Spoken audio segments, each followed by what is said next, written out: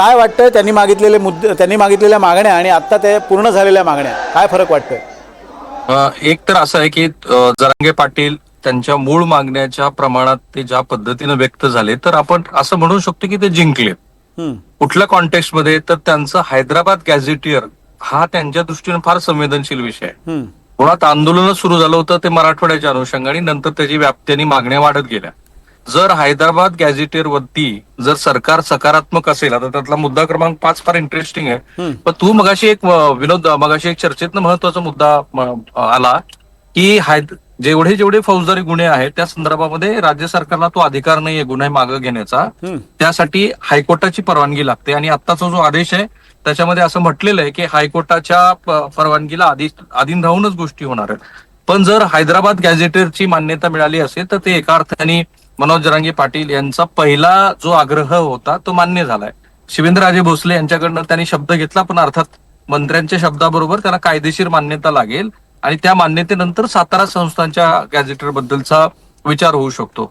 एकूण अगदी छोट्या पद्धतीचं विश्लेषण, म्हणजे एका वाक्यात विश्लेषण करायचं झालं तर जवळपास बहुतांश मागण्या ज्याच्याबद्दल सरकार अजिबात अनुकूल नव्हतं असं सुरुवातीपासून वाटत होतं. कारण कायद्याच्या चौकटीत असायला हवं. कायद्याची चौकट काय, तर औरंगाबाद म्हणजे आताच्या संभाजीनगरमध्ये 1,23,000 ज्या मागण्या, ज्या नोंदी होत्या हैदराबाद संस्थांमधल्या, किंवा जालन्यातल्या ज्या 95,000 आहेत, बीडमध्ये सर्वाधिक नोंदी आहेत, त्या वैयक्तिक नोंदी नाही आहेत. त्या एक अशा पद्धतीच्या नोंदी आहेत की अमक्या अमक्या गावामध्ये एवढे कुणबी आहेत, त्याच्यामध्ये लिंगायत असू शकतात, ब्राह्मण असू शकतात.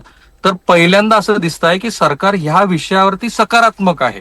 अर्थात कायद्याच्या कसोटीवरती सरकारला भविष्यामध्ये वेगळ्या न्यायालयीन खटल्यामध्ये अनेक प्रश्नाची उत्तरं द्यावी लागतील. कारण हे वाक्य विनोद माझं फार महत्वाचं ठरणार आहे. संपूर्ण भारतामध्ये गॅझेटला मध्यवर्ती ठेवून आरक्षणासंदर्भामध्ये कोणताही निर्णय झालेला नाही. हा पहिला निर्णय आहे सरकारचा की ज्याच्यामध्ये कुठला तरी ऐतिहासिक गॅझेटचा पुरावा आपण मान्य केलाय. कारण आतापर्यंत आरक्षणाच्या संदर्भामध्ये जे जे काही झाले ते सगळं वैयक्तिक पातळीवरती झालेलं आहे. म्हणजे राहुल कुलकर्णी यांच्या वैयक्तिक नोंदी काय आहेत, विनोदच्या वैयक्तिक नोंदी काय आहेत, आणि त्याच्यानंतर कास्ट व्हॅलिडिटी होते. आता पहिल्यांदा हा मुख्य फरक आहे की अमुक अमुक व्यक्तीपेक्षा समूहाची आपण मान्यता घेतलेली आहे. आणि म्हणून मी म्हटलं की कायद्याच्या चौकटीवरती याचा बराच खल भविष्यामध्ये होणार आहे.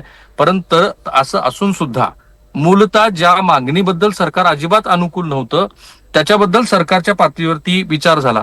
एक महत्वाची गोष्ट विनोद लक्षात आली का, की हा जो जी.आर आहे ज्या तातडीनं आला त्याचा अर्थ त्याचा ड्राफ्ट तयार होता आणि जशी त्याला मान्यता मिळाली तसा तो जी.आर लगोलग आला. आणि जेव्हा मनोज जरांगे पाटील असं म्हणाले की तुम्ही जाऊच नका, इथे बसून राहा, आणि ज्या अर्थी मंत्री तिथे बसून आहेत त्या अर्थी तो जी.आर येणारच होता. आणि जे काही करायचं आहे ते मुदतीत करायचं आहे. कदाचित हायकोर्टाने ज्या पद्धतीनं सरकारला प्रश्न विचारले त्याच्या अनुषंगाने, खरं म्हणजे आपण तो मुद्दा क्रमांक 5 जर तू वाचला नसेल तर मी तो वाचून दाखवतो, कारण तो जी.आर मध्ये फार महत्वाचा आहे. मुद्दा क्रमांक 5 असा आहे की मराठवाड्यामध्ये यापेक्षा बऱ्याच प्रमाणात कुणबी मराठा समाज असून त्यांना जात प्रमाणपत्रे मिळण्याकरता हैदराबाद गॅझेट लागू करण्यात यावे अशा प्रकारची वारंवार मागणी होत आहे.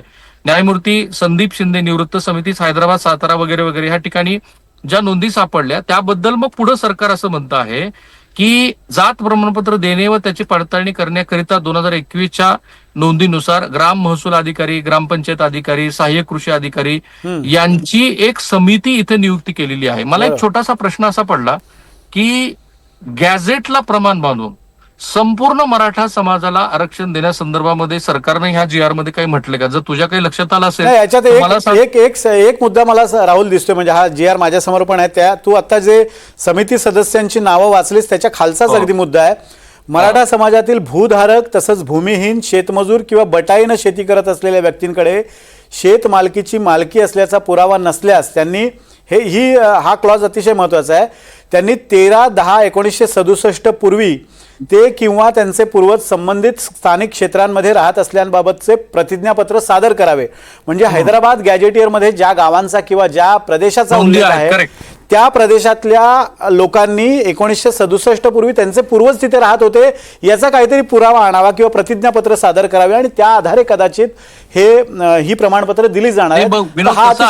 एका वाक्यात त्याचा अर्थ असा झाला की हैदराबाद गॅझेट गॅझेटरची पूर्ण अंमलबजावणी करायचं सरकारने ठरवलंय एका वाक्यात. कारण ह्याची पुन्हा काय आपण खूप फोड करू शकतो, पण या एका वाक्याचा अर्थाचा काय, 1967 ही तारीख का महत्वाची, तर आपल्याकडे जात पडताळणीसाठीची जी प्रमाणपत्र आहे ते 1967च्या आधीची आपण गृहीत धरतो. बरोबर. जर 1967च्या ह्या प्रमाणे आता मी धाराशिवचा रहिवासी आहे आणि माझ्या गावामध्ये समजा कुणबी अशा नोंदी ह्या हैदराबाद संस्थांमध्ये आढळून आल्या आहेत की माझ्या जुनोनी गावामध्ये 200 लोक आहेत, तर या ठिकाणी जर मी असं म्हटलं की ह्याप्रमाणे मी 1967 साली माझे वंश त्या गावामध्ये राहत होते, तर त्याचा अर्थ असा झाला. आणि हे फार महत्वाचं आहे, कारण अनेक लोक अशी टिप्पणी करतायत की ह्या GR चा अर्थ काय. या GR चा सरळ सरळ अर्थ असा आहे की 1967 सालाच्या आधी तुमचे कोणतेही नातलग तेव्हाच्या मराठवाड्यातल्या 5 जिल्ह्यातल्या कोणत्याही भागामध्ये राहत असतील आणि त्या भागामध्ये अशा संदर्भातल्या कुणबी नोंदी असतील, तर तुम्हाला त्या आरक्षणाचा लाभ होणार आहे. आणि पुन्हा कायद्याच्या चौकटीवर त्याचं वेगळं विश्लेषण होईल, पण मी जे म्हणालो तेच की गॅझेटच्या आधारावरती अशा पद्धतीनं निर्णय घेणारं महाराष्ट्र हे देशातलं पहिलं राज्य असेल की ज्यांनी असा काहीतरी एक दाखला मान्य केला आहे की ज्याच्यामध्ये व्यक्तीला काहीही किंमत नाही, व्यक्तीचं मूल्य लक्षात घेतलेलं नाही, समूह लक्षात घेतलेला आहे. आणि पुढची कायदेशीर एक थोडीशी मला इतर समाजाच्या दृष्टीनं पण अनुकूल गोष्ट अशी की ह्या ज्या नोंदी आहेत विनोद, त्या काही फक्त मराठा समाजाच्याच आहेत असं नाहीये, ते बहुसंख्येनं मराठा समाजाचे आहेत, ब्राह्मणांच्या पण आहेत, धनगरांच्या पण आहेत, जैनांच्या पण आहेत, मारवाड्यांच्या पण आहेत.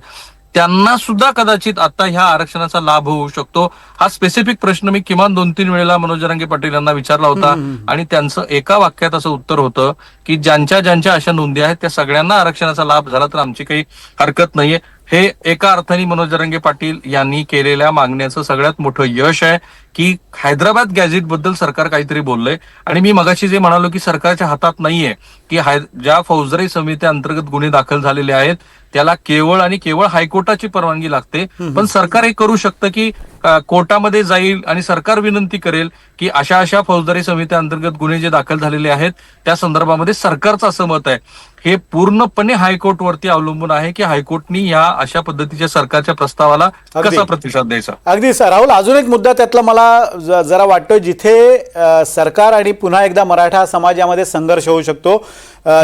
उपसचिवांची जी सही आहे त्याच्यावरचा जो म्हणजे शेवटचा पॅरेग्राफ आहे त्यामध्ये असं एक म्हटलेलं आहे की स्थानिक चौकशीमध्ये संबंधित जातीचा दावा करणाऱ्या व्यक्तीचं गावातील किंवा कुळातील नातेसंबंधातील व्यक्तींना कुणबी जातीचं प्रमाणपत्र मिळालं असेल तर दावा करणारा व्यक्ती हा त्यांच्या नातेसंबंधातील, अतिशय महत्वाचा मुद्दा आहे, नातेसंबंधातील कुळातील असून कुणबी असल्याचे प्रमाणपत्र प्रतिज्ञापत्र देण्यास ते तयार असल्यास तसे प्रतिज्ञापत्र घेऊन उपरोक्त नमूद पातळीवरील स्थानिक समिती वंशावळ समितीच्या सहाय्याने आवश्यक ती चौकशी करून तसा कुणबी जातीचा दाखला देऊ शकतो. म्हणजे काय थोडक्यात, तर जर मला एखादा माझ्याकडे जर कुणबी जातीचा दाखला असेल तर माझ्या नातेवाईकांना किंवा माझ्या कुळातल्या व्यक्तींना माझ्या प्रतिज्ञापत्राच्या आधारे दाखला दिला जाऊ शकतो. पण त्यासाठीची क्लॉज असे आहेत की स्थानिक समिती वंशावळ समिती, आता वंशावळ समितीची स्थापना झालेली नाही आहे, त्यामुळे तिथे पुन्हा एकदा मराठा समाज आणि सरकारमध्ये संघर्ष होऊ शकतो. कदाचित ते समितीची स्थापना करू शकतील, पण हा सुद्धा महत्त्वाचा मुद्दा आणि तो कदाचित सरकार विरोधातल्या टीकेचा सुद्धा मुद्दा होऊ शकतो. कारण ओबीसी समाजाचा त्या मुद्द्याला विरोध आहे की एखाद्या कुणबी दाखला मिळालेल्या व्यक्तीनं स्वतःच्या प्रतिज्ञापत्राच्या आधारे एखादं प्रतिज्ञापत्र दिलं तर त्याला जर तसा दाखला मिळत असेल तर तो सुद्धा संघर्षाचा मुद्दा होऊ शकतो. नाही, मग मला अधिक स्पष्टता, आता विनोद तुझा तो GR वाचला असेल तर ती अधिक स्पष्टता हवी आहे की जर एका व्यक्तीनं की ज्याचं पूर्वी कास्ट व्हॅलिडिटी झालेली आहे त्यांनी ऍफिडेव्हिट केल्यानंतर जर दुसऱ्या व्यक्तीला सरकार देणार असेल प्रमाणपत्र, तर मग आता गॅझेटला जी मान्यता दिलेली आहे त्याचा अर्थ काय, सरसकट आहे की नाही, या प्रश्नाचं उत्तर दिलं पाहिजे. या गॅजेटमध्ये याचा अर्थ असा आहे की या गॅजेटमध्ये त्याची तरतूद करण्यात आलेली, आतापर्यंत त्याची कायदेशीर तरतूद नव्हती, कदाचित ही कायदेशीर तरतूद आहे आणि त्या तरतुदीच्या आधारे पण हा संघर्षाचा मुद्दा होऊ शकतो. कारण यापूर्वी आपण पाहिलेलं आहे की ओबीसी समाजातून अशा स्वरूपाच्या जे कुणबी दाखले देण्यात आलेले आहेत ते कुणबी दाखले अतिशय घाई गडबडीत देण्यात आलेले आहेत, कोणत्याही नोंदी न तपासता देण्यात आलेल्या आहेत, अशा स्वरूपाचे आक्षेप घेतले गेले होते. आणि जर अशा पद्धतीनं प्रतिज्ञापत्राच्या आधारे आता जर कुणबी दाखले दिले जाणार असतील तर त्यावरनं सुद्धा पुढच्या काळात संघर्षाची परिस्थिती होऊ शकते. आणि या संदर्भात आपण यापूर्वी छगन भुजबळ असतील किंवा इतर जे ओबीसी नेते आहेत त्यांची जेव्हा मतं विचारात घेतली होती तेव्हा सुद्धा त्यांनी या मुद्द्यावर प्रामुख्याने आक्षेप घेतला होता. त्यामुळे शासन निर्णय तर निघालेला आहे, पण संघर्ष जे मीटिंग मधनं जे मंत्र्याच्या मी सकाळी थोडीशी माहिती घेतली की या संदर्भात सरकार काय विचार करत आहे तर मला असं सांगण्यात आलं आणि आणखी स्पष्टता आल्यानंतर कारण आणखी अधिकृतपणे ह्याचं विश्लेषण करतीलच सरकारच्या पातळीवरती. मला असं सांगण्यात आलं की ज्यांना पूर्वी कास्ट व्हॅलिडिटी झालेली आहे त्यांची पितृसत्ताक फॅमिली ट्री जे आहे ते लक्षात घेऊन एक ऍफिडेव्हिट मागितलं जाईल आणि त्या ऍफिडेव्हिटच्या आधारावरती ज्यांना कास्ट प्रमाणपत्र हवं आहे त्यांना ते अलॉट केलं जाईल. आता हा पुढे संघर्षाचा भाग असू शकतो का, तर कदाचित होईल तसं, कारण पुन्हा हे सगळंच्या सगळं चॅलेंज केलं जाणार आहे. कारण मी जे वारंवार म्हणतो आहे की महाराष्ट्र असं एकमेव राज्य बनलं की ज्यांनी गॅझेटच्या आधारावरती ते दिलेलं आहे, पण कुणाचं तरी ऍफिडेव्हिट तुम्हाला लागणार आहे. राहिला प्रश्न वंशावळीचा, तर मला असं लक्षात येतं आहे की वंशावळी संदर्भामध्ये नायब तहसीलदाराच्या अध्यक्षतेखाली एक समिती असणार आहे की जी समिती वंशावळी संदर्भामध्ये काय करता येईल याबद्दलचा आणि आढावा पण घेणार आहे. जिल्हाधिकाऱ्यांच्या अध्यक्षतेखाली एक समिती दर आठवड्याला कास्ट व्हॅलिडिटीच्या संदर्भामध्ये एक आढावा घेणार आहे. हे मगाशीच्या बोलण्यातून आपल्या लक्षात आलेलं आहे. त्यामुळे दोन पातळीवरती महत्वाची घडामोड होते आहे. एक महत्वाची गोष्ट काय की मी ह्या संपूर्ण आंदोलनाच्या कव्हर करत असताना माझ्या असं लक्षात आलं की ज्यांनी अर्ज दाखल केलेत कास्ट व्हॅलिडिटीसाठी तिथे मोठा गैरप्रकार सुरू आहे. कुणी 30,000 मागतंय, कुणी 15,000 मागतंय, कुणी 18,000 मागतंय. आता ते कमीत कमी प्रमाणात होईल कारण आता जिल्हाधिकाऱ्यांना तो आढावा घ्यायचा आहे आणि आढावा घेत असताना त्यातल्या अडचणीचा जो भाग आहे तो आता सरकारनं असं म्हटलं की आम्ही जे नायब तहसीलदार आहेत त्याच्या माध्यमातून आम्ही ह्या सगळ्या गोष्टी करू. पुन्हा तेच आहे की ह्या सगळ्या संदर्भामध्ये आणखी स्पष्टता हवी आहे की गॅझेटच्या अनुषंगाने GR आहे, हा काही कायदा नाहीये. आणि तुलाही माहिती की GR हा काही कायदा नसतो, एक सरकारचा आदेश आहे तो. त्या आदेशाची अंमलबजावणी करताना काय काय करायला हवं ह्या संदर्भातल्या ह्या मार्गदर्शक सूचना आहेत. आता जर असाच कारण आता सोशल मीडियावरती बरेच लोक काय व्यक्त होत आहेत की मूळची मागणी काय होती तर मराठा समाजाला कुणबीमधनं आरक्षण द्या. आता एका वाक्यामध्ये म्हटलं तर असं काही आज झालेलं नाहीये की मराठा समाजाला कुणबी असं गृहीत धरून त्या प्रवर्गातनं आरक्षणाची मागणी. पण झालं एक सकारात्मक काय तर हैदराबाद गॅझेटला मान्यता दिलेली आहे आणि त्याच्या अनुषंगाने सरकारने एक रिझोल्युशन पास केलंय की ह्या संदर्भामध्ये असं होईल.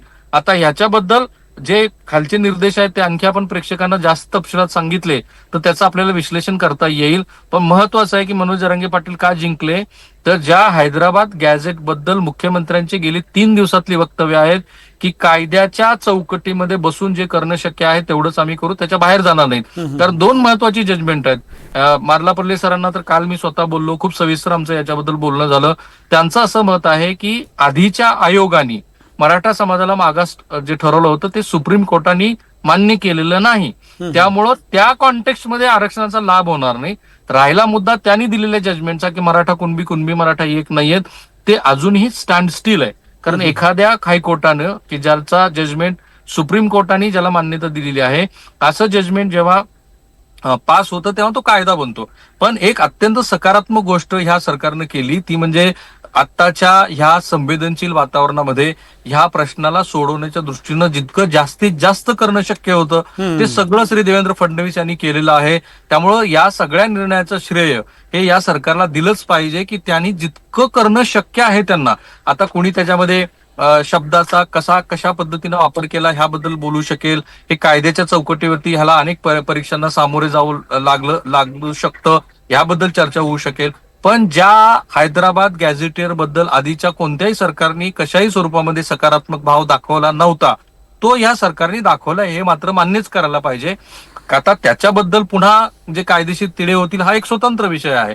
आत्ताची जी काही नियमावली दिसते आहे, होप की आपण ती सगळी वाचून दाखवलेली असावी. तर त्याच्यामध्ये दिसतंय की सगळा इतिहास पण सांगितलं, म्हणजे मराठा संस्थांचा सगळा मराठवाड्यातला इतिहास, महाराष्ट्राची ऐतिहासिक पार्श्वभूमी वगैरे वगैरे.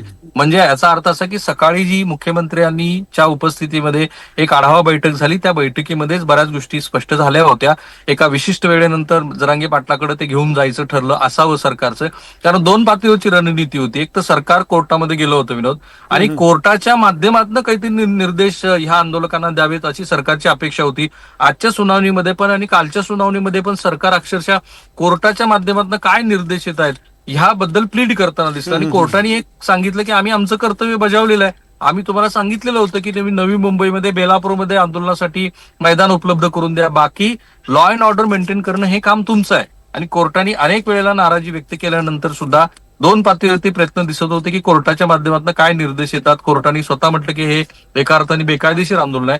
आणि दुसरीकडे हे अशा पद्धतीनं कोर्टात प्लीड सुरू असताना दुसरीकडे सरकार विचार करत होतं की याला आपण कसा वे आउट काढू शकतो, तो निघालाय. आणि त्या अर्थाने मला वाटतं की मनोज जरांगे पाटील यांचं बऱ्याच अंशी समाधान झालेलं आहे शिवेंद्रराजे यांना, आणि ते शब्दात पकडतात. मगाशीची प्रेस कॉन्फरन्स खूपच रंजक होती. हो, हो. प्रत्येक गोष्टीला त्यांनी मंत्र्यालाच विचारलं, कारण आधीचा अनुभव जरांगे पाटलांचा फारसा चांगला नाही असं त्यांचं मत आहे. त्यामुळं विखे पाटलांना ते विचारत होते की मी हे बरोबर आहे का, मग असा जी आर काढायचा आहे का. मग ते शिवेंद्रराजेंना म्हणत होते की महाराज तुमचा शब्द आमच्यासाठी प्रमाण आहे, मावळ्यांना तुम्ही हा शब्द देत आहात. म्हणजे ज्याला शब्दात पकडणं म्हणतो आपण, ते शब्दात पकडलं जरांगे पाटलांनी, त्याप्रमाणे शब्द घेतला आणि पुन्हा मग त्या शब्दाच्या अनुषंगाने आता ते जे कोणी अभ्यासक आहेत त्यांच्याकडे ते बोलतात. मग अशी आणखीन एक इंटरेस्टिंग गोष्ट गेली. कुठल्या तरी अभ्यासकाला काहीतरी फोन आला आणि त्या फोननुसार ते जरांगे पाटलांना काहीतरी सांगत होते. त्यावेळेला जरांगे पाटील असं म्हणाले की तुमच्यापेक्षा मी जास्त हुशार आहे, मला जास्त अभ्यास करतो, तुम्ही मला काही सांगू नका आणि कुणाच तरी फोन आला म्हणून काहीतरी चुकीच्या गोष्टी सांगू नका. याचा अर्थ असा की जरांगे पाटलांना सुद्धा हे आंदोलन कोणत्या टप्प्यावरती सोडवायला हवं, संपवायला हवं याची पूर्ण जाण आहे. आणि त्याप्रमाणे मला असं दिसतंय की ह्या सगळ्या मुद्द्यावरती आता पुढच्या तासाभरामध्ये जेवढे मुंबईत आलेले आंदोलक आहेत ते जल्लोष साजरा करतील आणि आपल्या आपल्या गावाकडे परत जातील. अगदी. सकारात्मक गोष्ट एवढीच आहे की हैदराबाद संस्थांच्या गॅझेट बद्दल काहीतरी सकारात्मक गोष्ट करताना दिसते. अगदी. कोणत्याही आंदोलनाचं यश हे राहुल त्या आंदोलनाच्या नेत्यावर अवलंबून असतं. कुठे आंदोलन मागे घ्यावं, कुठे माघार घ्यावी याचा निर्णय होणं गरजेचं असतं आणि त्या कसोटीवर तुर्तास तरी जरांगे पाटील पुरेसे यशस्वी ठरलेले दिसत आहेत. पण राहुल, या सगळ्या आंदोलनात आणि एकूणच सगळ्या निर्णय प्रक्रियेमध्ये काही राजकीय अर्थ निघतात. अर्थात हे आंदोलन सामाजिक आहे आणि याचा सामाजिकदृष्ट्या अतिशय मोठा इम्पॅक्ट किंवा एक प्रभाव राज्याच्या राजकारणावर पडणार आहे. त्या अर्थानं हे आंदोलन अतिशय महत्त्वाचं मानलं जातं. पण या आंदोलनाचे किंवा या आंदोलनातल्या निर्णय प्रक्रियेचे काही राजकीय अर्थ पण निघतात आणि विशेषतः आगामी स्थानिक स्वराज्य संस्थांच्या निवडणुका पाहता या आंदोलनातनं कुणी काय कमवलं असं म्हणता येईल? हे बघा, भाजपची भूमिका फार स्पष्ट होती आणि ती काही त्यांनी लपवून ठेवली नाही. मला या संपूर्ण आत्ताच्या प्रस्थापित राजकीय पक्षामध्ये भाजपचीच भूमिका स्पष्ट दिसली की ओबीसीच्या आरक्षणाला कुठेही आम्ही धक्का लागू देणार नाही, ही भूमिका जाहीरपणे त्यांनी मांडली आणि इतरांना प्रश्न विचारले. इतरांचं जे होतं ते तळ्यात मळ्यात सुरू होतं, कारण सगळ्यांना माहिती की ओबीसी समाज हा संख्येनं मोठा आहे आणि विधानसभा निवडणुकीमध्ये तो एकवटला म्हणून तर महायुतीला एवढं मोठं यश मिळालं. आजही अशी स्थिती आहे की श्री देवेंद्र फडणवीस हे राज्याच्या मुख्यमंत्रीपदी आहेत आणि त्यातनं मग भाजपची मंडळी अप्रोक्ष परोक्ष पद्धतीनं ज्या पद्धतीची मांडणी करत असतात ती सगळ्या महाराष्ट्राला माहिती आहे. त्यामुळं मुख्यमंत्र्यांना अडचणीत आणण्यासाठी जे मुख्यमंत्री म्हणाले की मनोज जरांगे पाटील यांच्या खांद्यावरती बंदूक ठेवून तुम्ही आमच्यावरती निशाणा साधतात, एक पॉलिटिकल स्टेटमेंट आहे ज्याला उत्तर उद्धव ठाकरेंनी दिलं की ते असं म्हणाले की मग तुम्ही ही वेळच का येऊ दिली. तर असं दिसतंय की सत्ताधारी घटक पक्षातला भारतीय जनता पार्टी हा ओबीसीच्या बाजूनं आहे असं जे चित्र होतं राजकीय दृष्ट्या ते अजूनही या क्षणापर्यंत कायम राहील. कारण ज्या पद्धतीच्या गेल्या 2-3 दिवसातल्या आंदोलनासंदर्भातल्या घडामोडी आहेत, ज्या न्यायालयात पण घडल्या, ज्याची महाराष्ट्रभर चर्चा होत राहिली, त्यामुळे एक अशी विशिष्ट परिस्थिती आली आणि त्या विशिष्ट परिस्थितीनंतर सरकारसमोरचे पर्याय किती होते ह्याबद्दल स्वतंत्र चर्चा केली जाईल. जर आपण विरोधी पक्षाच्या दृष्टीने विचार केला तर मध्येच राष्ट्रवादी काँग्रेसनी ओबीसी जोडो यात्रा काढली होती. ती वेळ त्यांच्यावरती का आलेली आहे तर विधानसभा निवडणुकीचे परिणाम सगळ्यांनी बघितले. मला असं दिसतं आहे की जर विधानसभा निवडणुकीचा ट्रेंड आपण गृहीत धरला तरी आत्ताच्या निर्णयानंतर सुद्धा जो ओबीसी मोठा वर्ग आहे तो अजूनही महायुतीच्या बाजूने राहील अशी आशा सत्ताधारी घटक पक्षाला आहे. आणि जरांगे पाटील जाणीवपूर्वक हे असं म्हणत होते की तुम्ही जे सत्तेवरती आलात ते मराठ्यांच्याच मदतीनं मराठ्यांच्या मतावरतीच आलेले आहात. त्यामुळे याही बाजूचं समाधान झालेलं आहे. जे भारतीय जनता पार्टीचे आणि महायुतीचे मतदार आहेत त्यात जो काही समाज घटक असेल त्यातला जर मराठा बहुसंख्येनं आहे असं जरांगे पाटलांचं मत आहे तर त्याही समाजाचं समाधान झालेलं आहे. म्हणजे तशा अर्थाने महायुतीसाठी ही विन विन सिच्युएशन आहे. कारण अजून या GR बद्दलची प्रत्यक्षामधली स्पष्टता यायला बराच वेळ जाणार आहे. मधल्या काळात न्यायालयीन पातळीवरती काय घडामोडी घडतात काय माहिती, त्याच्यात कोण कोर्टात कसं जाईल. आणि मी जे म्हणतोय वारंवार की कायद्याच्या कसोटीमध्ये सरकारला सुद्धा ह्या निर्णयानंतर अनेक प्रश्नांची उत्तरं द्यावी लागतील.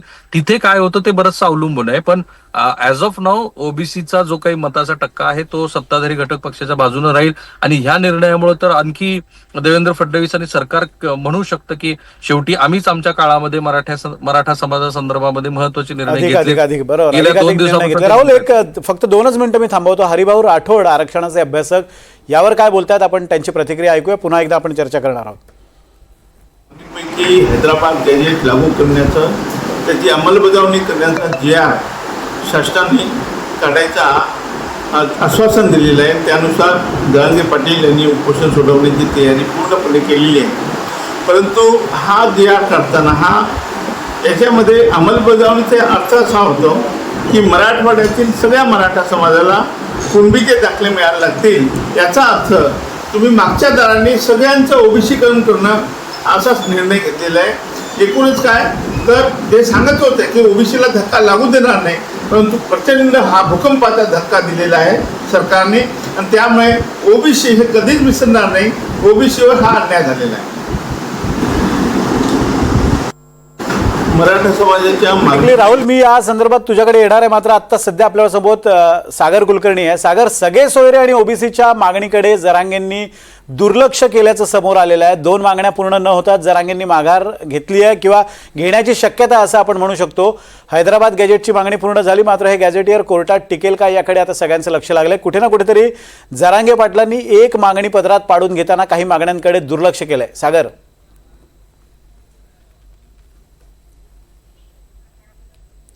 सगळे सोयरे आणि ओबीसीच्या मागणीकडे जरांगेंनी दुर्लक्ष केल्याचं या मुद्द्यावरनं समोर येत आहे आणि त्या अनुषंगानं म्हणजे सगळे सोयरे आणि ओबीसीत सरसकट मराठ्यांचा समावेश करावा या संदर्भात या 2 ज्या त्यांच्या प्रमुख मागण्या होत्या, किमान या टप्प्यावर तरी जरांगेंनी त्या 2 मागण्यांना स्पर्श केलेला दिसत नाही आहे. अर्थात त्यांनी एक उल्लेख या मगासच्या चर्चेदरम्यान केला की 58 लाख सापडलेल्या नोंदींच्या आधारे मराठा आणि कुणबी हे एकच आहेत. या संदर्भातला एक GR काढा आणि तो कधी काढणार या संदर्भात त्यांनी विखे पाटलांना विचारणा केली होती. मात्र आत्ताच्या घडीची ही अपडेट आहे. सगळे सोयरे आणि ओबीसी सरसकट मराठ्यांना ओबीसीमध्ये समाविष्ट करण्याच्या 2 प्रमुख मागण्यांकडे जरांगेंनी दुर्लक्ष केलंय.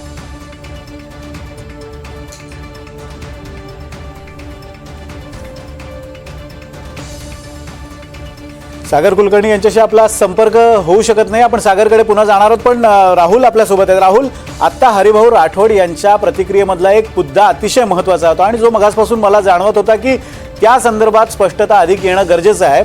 त्यांचं असं म्हणणं होतं की आत्ता जो निर्णय झालेला आहे त्या निर्णयाच्या आधारे मराठवाड्यातल्या बहुतांश सगळ्या मराठ्यांचा एक प्रकारे मागच्या दारानं ओबीसीकरण करण्याचा हा डाव आहे. असं म्हणजे डाव त्यांनी शब्द जरी वापरला नसला तरी सुद्धा त्यांच्या म्हणण्याचा मतितार्थ तोच होता की यातनं सगळेच मराठे ओबीसीमध्ये येतील. त्यामुळे कुठे ना कुठेतरी आत्ताच एक डिसेंट आपण ज्याला म्हणतो की विरोधाचा सूर उमटू लागलेला आहे. आणि व्यक्ती सापेक्ष म्हणजे व्यक्तीला केंद्रित न ठेवता समूह म्हणून केंद्रित जर अंमलबजावणी होणार असेल तर सगळ्याच्या सगळा मराठा समाज हा या निर्णयामुळं बेनिफिशरी आहे. आणि म्हणूनच मी मगाशीच हा प्रश्न विचारला की जर असं असेल तर मग शपथपत्राची गरज काय, तुम्हाला कशाला ॲफिडेव्हिटची गरज आहे. मी फक्त मराठा आहे जातीनं आणि मी मराठवाड्यातला रहिवासी एवढंच सांगायचंय. ह्या GR प्रमाणे त्याबद्दलची अधिक स्पष्टता होणं गरजेचं आहे. आणि ती जेव्हा होईल त्यावेळेला हरिभाऊ राठोड जे म्हणतात त्याच्यातल्या तथ्यतेबद्दल त्यातल्या सत्यतेबद्दल आपण आणखी विश्लेषण करू. पण जर असं असेल की हैदराबाद संस्थांच्या गॅझेटचा व्यक्ती नसून समूह अशा अर्थाने अंमलबजावणी केली जाणार असेल तर मग याचा अर्थ की मराठवाड्यातल्या 8ही जिल्ह्यातले प्रत्येक मराठा समाज बांधव हे ओबीसीच्या प्रवर्गामध्ये या क्षणापासून ते समाविष्ट झालेले आहेत. कारण त्यांना फक्त हेच सांगायचं आहे की मी या संस्थांमध्ये राहत होतो. पण असं असूनही पुढे जो शासन निर्णय आलेला आहे त्या शासन निर्णयामुळे मग ॲफिडेव्हिटची काय गरज आहे वगैरे ह्याची स्पष्टता मात्र अजून असणं अपेक्षित आहे. मला नाही वाटत की ओबीसी समाजातल्या कोणत्याही नेत्याला आजचा हा निर्णय रुचला असेल. कारण एक आता छोटीशी आपण त्याला म्हणू की एक पायवाट आहे आणि ती जर पायवाट गृहीत धरली आणि उद्या सातारा औंध संस्थांचं जे गॅझेटेर आहे ते लागू झालं. कारण मी काल ह्या आपल्या राज्य मागास आयोगातल्या प्रत्येक सदस्यांची काल बोललो विनोद, आणि त्याने मला सरप्राइझिंगली असं सांगितलं की मराठवाड्यात जेवढ्या कुणबीच्या नोंदी आढळल्या त्याच्यापेक्षा 3 पट नोंदी कोल्हापूर संस्थांमध्ये आढळून आल्यात त्यांना. कारण छत्रपती शाहू महाराजांनी त्या नोंदी ह्या व्यक्तीनुसार लिहून ठेवलेल्या आहेत, गावानुसार लिहून ठेवलेल्या आहेत. त्यामुळं आता ह्या 2002 आणि आता ह्या 25 जुलैचा जो ह्या वर्षीचा जो आदेश आहे की ज्यांच्या कुणबी अशा नोंदी आहेत त्यांना ह्या प्रमाणपत्राचा लाभ द्या, तर त्यांचं असं म्हणणं होतं राज्य मागास आयोग सदस्याचं की मराठवाड्यापेक्षा ह्या निर्णयाचा लाभ हा पश्चिम महाराष्ट्रातल्या म्हणजे महाराष्ट्रामध्ये. विशेषतः कोल्हापूरमधल्या लोकांना होऊ कोल्हापूर शकतो. संस्थानातल्या अगदी अनेक लोकांना राहुल, मी या मुद्द्यावर येतो. आता तिथे घडामोडीला पुन्हा एकदा सुरुवात झालेली आहे. जरांगे पाटलांच्या भेटीला जे शिष्टमंडळ आलंय त्या शिष्टमंडळांनी आता GR ची प्रत बहुधा त्यांच्या हाती सोपवली आहे.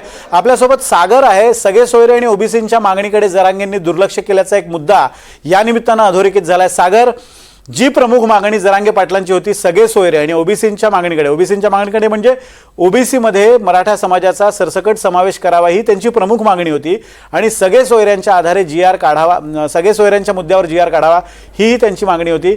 या मागणीकडे थोडंसं दुर्लक्ष केलेलं आहे आणि काही पदरात पडतंय आणि काही अजून पदरात पडणं बाकी आहे. पण जरांगे पाटलांची ही बदलती भूमिका, या भूमिकेकडे कसं पाहतोस? जरांगे पाटील यांचं आंतरसरवटी जे जालनाचं इथं आंदोलन सुरू झालं त्यातले सगळ्यात पहिल्यांदा 2 महत्त्वाचे मुद्दे होते. ते म्हणजे एकतर सरसकट सगळ्या मराठ्यांना ओबीसीमधून कोट्यातून आरक्षण दिलं जावं आणि आत्तासुद्धा जे आंदोलन सुरू होतं त्यावेळेस ती ही भूमिका स्पष्ट मांडत होते. आणि दुसरा मुद्दा होता तो म्हणजे सगळ्या गोष्टींमध्ये सगळे सोयरेंच्या संदर्भात सुद्धा मुद्दा जो होता तो आधीच्या आंदोलनावेळेस लावला होता. या आंदोलनाच्या वेळेस त्यांनी त्याचा सकार शब्दही काढल्याचं दिसून येत नाही. यावरून जवळपास स्पष्ट दिसून येतं की जरांगे हे स्वतःचीच भूमिका कशा पद्धतीने हळूहळू बदलताना दिसत आहेत आणि असे अनेक प्रश्न उपस्थित होताना दिसतात. ज्या वेळेस कुठलेही आंदोलन उभं राहत असतं त्यावेळेस आंदोलनाच्या वेळेस जे मुद्दे उपस्थित केले ते कालांतराने स्वतः आंदोलन करणारे किंवा त्यांना त्यावेळेस जे समर्थन करत असतात त्या लोकांना त्याचे एक अंदाज येत असतो की यातल्या मागण्या कोणत्या पूर्ण होत आहेत आणि कुठल्या होऊ शकत नाहीत. आणि आजही तीच परिस्थिती आलेली आहे की अनेक गोष्टींमध्ये कायद्याच्या कसोटीवर कुठले गोष्टी होऊ शकतात पूर्ण ते सरकारने परिपूर्ण पद्धतीने देण्याचा प्रयत्न केला गेलेला आहे. मात्र जरांगेंची जी मूळ ज्या मागण्या होत्या की सगळे सोयरे असणं आणि सरसकट सगळ्या मराठा समाजाला ओबीसी कोट्यातून आरक्षणाची मागणी असणं याला मात्र स्वतःच जरांगेंनी कुठे ना कुठेतरी बॅकफुटवर जाताना दिसून आलेले आहेत. आत्ता हैदराबाद गॅझेटची अंमलबजावणी या संदर्भामध्ये जो शासकीय आदेश काढलेला आहे तो सुद्धा शासनाने पुढाकार घेऊन घेतलेला आहे.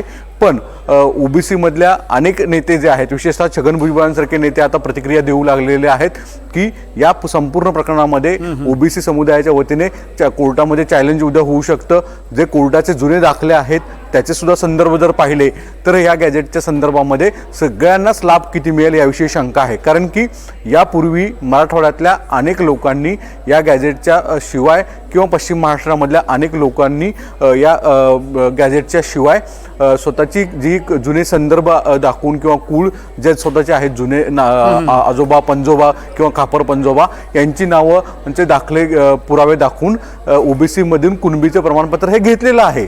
यामुळेच कदाचित अनेक मराठा समाजातले जे समजदार व्यक्ती आहेत विधी न्याय ज्याला नियम समजतात अशा अनेक लोकांनी आत्ता जरांगेंपासून 2 हात दूर राहणंच योग्य समजलं गेलं होतं. आता जरांगेंची मागणी भलेही पूर्ण झाली आहे पण असं सांगितलं जातं की ओबीसी नेते कदाचित उद्या पुढच्या कालावधीमध्ये तशा स्वरूपाचं खरं तर सागर तशा स्वरूपाची एक भूमिका 2 दिवसांपूर्वीच भुजबळांनी घेतली होती. भुजबळांनी त्यांच्या बांद्र्यातल्या MET या संस्थेमध्ये जी एक बैठक ओबीसी नेत्यांची घेतली होती त्यामध्ये त्यांनी सांगितलं होतं की ज्या क्षणी GR निघेल आणि त्यांच्या हैदराबाद गॅजेटियर संदर्भातल्या मागण्या मान्य होतील तो GR आम्ही चॅलेंज करू अशा स्वरूपाची त्यांची भूमिका होती. पण एक असं म्हणता येईल का सागर की कोर्टाचा एक प्रकारे जरांगेंवर दबाव आहे, कुठेतरी हे आंदोलन गुंडाळतं घ्यावं लागतंय की काय अशी परिस्थिती असताना सध्या जे पदरात पडतंय ते किमान पदरात पाडून घ्यावं आणि इतर मागण्यांसाठी पुन्हा एकदा रेटा लावावा अशा स्वरूपाची त्यांची भूमिका कदाचित असू शकते. विनोद बरोबर आहे कारण की कोर्टाचं कालचं आणि आजचे जर भाष्य आणि जे वेगवेगळे रिमार्क्स आलेले आहेत त्या संपूर्ण आंदोलनाच्या पार्श्वभूमीवर ते फार महत्त्वाचं म्हणावे लागणार आहेत. एकतर आंदोलन यापूर्वी आझाद मैदानमध्ये कुठले नवीन नाही आहेत. अनेक आंदोलनं दररोज आझाद मैदान या परिसरामध्ये असतात आणि यापूर्वी देखील मराठा समाजाने जो भव्य मोर्चे काढले होते ते सुद्धा मुंबईमधले फार उल्लेखनीय म्हणावे लागले होते. यंदाच्या आंदोलनामध्ये मात्र शिस्त आणि जो कायदा व सुव्यवस्थेवर अनेक प्रश्नचिन्ह उपस्थित होतील असेच कोर्टाकडनं भाष्य करण्यात आलेलं गेलं. कारण की काही मराठा संघटनेतले काही अतिउत्साही आंदोलनकर्ते हे अतिशय संवेदनशील जो एरिया मानला जातो, हायकोर्टचा परिसर असेल, बॉम्बे स्टॉक एक्सचेंजचा परिसर असेल, नरिमन पॉइंट मंत्रालय परिसर असेल, आपला काळाघोडा परिसर असेल, की जिथे अतिशय संवेदनशील परिसर मानला जातो, तिथे 144 हे सेक्शन अंडर कायम लावले जात असतात तिथे. आणि या सगळ्या परिस्थितीमध्ये मुंबईमध्ये येऊन ज्या पद्धतीने छत्रपती शिवाजी महाराज टर्मिनल सागर तुझा मुद्दा लक्षात येतोय, पण एक आपल्यासोबत शिवानंद भानुसे आहेत, प्राध्यापक शिवानंद भानुसे, मराठा अभ्यासक आहेत, संभाजी ब्रिगेडचे नेते आहेत. भानुसेजी, स्वागत आहे तुमचं. आता जी बातमी तुमच्यापर्यंत पोहोचली त्याच आधारे मी तुम्हाला प्रश्न विचारतोय, जो निर्णय झालाय त्यावर तुम्ही समाधानी आहात का? जो GR सरकारनं काढलाय, म्हणजे मराठा समाजाला फायदा व्हावा, मराठा समाजाला आरक्षण मिळावं यासाठी हे आंदोलन सुरू होतं. आणि जो GR काढलाय त्या GR नुसार आता नवीन आजपर्यंत जे होतं त्याच्या व्यतिरिक्त असं नवीन काय होणार आहे आणि कशा पद्धतीनं या GRचा फायदा मराठा समाजाला होणार आहे हे एकदा महाराष्ट्र शासनानं स्पष्ट केलं पाहिजे.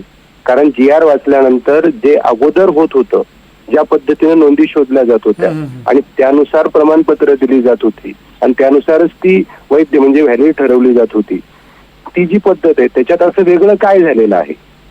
पण भानुसेजी, हा जो आता सरकारने GR काढला यामध्ये हैदराबाद गॅझेटचा उल्लेख आहे. हैदराबाद गॅझेटियरचा यापूर्वी उल्लेख नव्हता. हैदराबाद गॅझेटियरमध्ये ज्या प्रदेशामध्ये मराठ्यांच्या नोंदी आहेत, कुणब्यांच्या नोंदी आहेत, त्यांना यातून ज्यांच्याकडे प्रमाणपत्र नाहीत त्यांना प्रमाणपत्र मिळण्याचा मार्ग मोकळा झालाय असं सरकारचं म्हणणं आहे. नाही, प्रमाणपत्र मिळण्याचा मार्ग मोकळा झालाय म्हणजे नोंद सापडावी लागेल ना, म्हणजे नोंद सापडावी लागेल. मग ती नोंद सापडली तर ते मिळतच होतं. पहिले शिंदे समिती तेच काम करत होती, किंवा 2004चा GR आहे, 2013चा GR आहे, किंवा आता मागच्या वर्षी म्हणजे 2023चा पण GR आहे, होत आहे. ज्या पद्धतीने शिंदे समिती काम करत होती त्या पद्धतीनं तर ते मिळतच होते. म्हणजे मराठवाड्यात आता 1,00,000-1.25 लाखापर्यंत मिळालेले आहेत, जास्तही मिळाले असतील कदाचित, ते मिळतच आहेत. पण त्याच्या व्यतिरिक्त आता असं नवीन काय होणार आहे? एक तुम्ही तांत्रिक मुद्दा उपस्थित करताय, त्यावर मी प्रश्न घेतोच. मात्र माझे सहकारी राहुल कुलकर्णी, त्यांना सुद्धा एक तुम्हाला प्रश्न विचारायचा आहे. राहुल. नाही, यातला महत्वाचा भाग असा आहे की जे आता आपले जे अभ्यासक आहेत त्यांना कदाचित ते आणखी त्याची फोड करतील. ऍफिड्यूटवर आधारित तुम्हाला प्रमाणपत्र मिळणार आहेत. सर, हे लक्षात ठेवा तुम्ही की याच्या पूर्वी असं नव्हतं ना की एकाच गावातल्या एखाद्या व्यक्तीनं ऍफिड्यूट करून दिलं आणि त्यांनी सांगितलं की हा व्यक्ती हा माझा नातलग आहे, तर त्या वंशावळीच्या अनुषंगाने यापूर्वी मला नाही वाटत की ऍफिड्यूटच्या आधारावरती कोणत्याही जातीला अशा पद्धतीचं प्रमाणपत्र मिळालंय. म्हणजे आपल्याकडे ज्यांना पूर्वी मिळालेलं आहे त्यांनी ऍफिड्यूट करून दिलं तर इतरांना त्याचा लाभ होईल ना. आणि हा सगळ्यात मोठा निर्णय आहे. म्हणजे आता जर 58 लाख नोंदी मिळाल्या असतील तर ऍफिडेव्हिट त्यांनी दिलं आणि त्याच्या आधारे जर बोला राहुलजींना माझं असं म्हणणं आहे की सर, जर एखाद्या शपथपत्रावर प्रमाणपत्र मिळत असेल तर त्याच्या व्हॅलिडिटीचे नियम वेगळे होणार आहेत का? त्याच्यासाठी आपण जी चर्चा करतो, नाही आपली थोडी गल्लत होतीये. तुमचं म्हणणं बरोबर आहे. आम्ही मगाशी हेच चर्चा करत होतो की कायद्याच्या चौकटीवरती ह्या GRला खूप वेगळ्या कसोटीला सामोरे जावं लागेल. पण आताच्या ह्या GRच्या अनुषंगाने त्यातल्या तरतुदीबद्दल मी बोलतोय की ह्यापूर्वी अशी सवलत नव्हती ना की ऍफिड्यूट दिल्यानंतर प्रमाणपत्र मिळणं. नाही, ऍफिड्यूट दिल्यानंतर जर प्रमाणपत्र मिळत असेल तर व्हॅलिडिटीचे जे सुप्रीम कोर्टानं व्हॅलिडिटीचे नियम ठरवलेले आहेत ते बदलणार आहेत का? त्याच्यासाठीची भानुसेजी, तुमच्या निदर्शनास एक मुद्दा आणून देतो. त्याच्यासाठीची तरतूद या GR मध्ये त्याचा उल्लेख आहे. त्यांचं असं म्हणणं आहे की गाव पातळीवरील स्थानिक समिती आणि वंशावळ समितीच्या सहाय्यानं आवश्यक ती चौकशी करून त्या चौकशीच्या आधारे सक्षम प्राधिकारी अर्जदारास कुणबी जातीचा दाखला देण्याबाबतचा निर्णय घेतील. म्हणजे त्यासाठीची यंत्रणा, त्यासाठीची एक सिस्टीम उभी करण्याचा उल्लेख या GR मध्ये आहे. म्हणजे तुमची जर, म्हणजे उदाहरणादाखल बोलतोय मी, एखाद्याची नोंद सापडली तर त्यांनी एखादं प्रतिज्ञापत्र केलं स्वतःच्या नातेवाईकांना आणि वंशावळीतल्या लोकांना प्रमाणपत्र देण्यासंदर्भात, तर त्या प्रतिज्ञापत्राची पडताळणी करण्यासाठी एक यंत्रणा उभी करण्यात येईल. त्याच्यासाठी वंशावळ समिती आणि स्थानिक स्तरावरची समिती यांचं मत विचारात घेऊन सक्षम प्राधिकारी त्याबद्दलचा निर्णय घेईल. म्हणजे त्यासाठीची यंत्रणा सुद्धा यामध्ये उल्लेख आहे त्याचा. हो, ती यंत्रणा असेल, पण ते जर वंशावळीत ते जर सापडलं नाही, म्हणजे कसं आहे, कोण म्हणतं शपथपत्रावर यापेक्षा ते वंशावळीत जर सापडलं नाही, शपथपत्रात ते आहे तर त्याची व्हॅलिडिटी होईल का, हा प्रश्न आहे मुळात. अर्थात या सगळ्या मुद्द्यांवर आता सरकारला अधिक भर द्यावा लागेल आणि अधिक क्लिअर किंवा स्पष्टपणे हे मुद्दे त्याच्यावरचा स्पष्टीकरण देण्याची गरज आहे. पण एकूणच हा सगळा कसं होतं माहितीये का सर, तुम्हाला सांगतो की भटक्यांसाठीचा या पद्धतीचा निर्णय पूर्ण भारतभर लागू आहे. त्याचं कारण असं आहे की जेव्हा एखादा पहिल्यांदाच शाळेत जातोय मुलगा आणि त्याला जातच नव्हती, तेव्हा मग त्याचा 4 नातेवाईकांना बोलवायचं, तिथल्या गावातल्या पंचांना बोलवायचं आणि मग हा याचा नातेवाईक आहे म्हणून याला भानुसेजी माझं मी तुम्हाला थोडंसं थांबवतो कारण जरांगे पाटील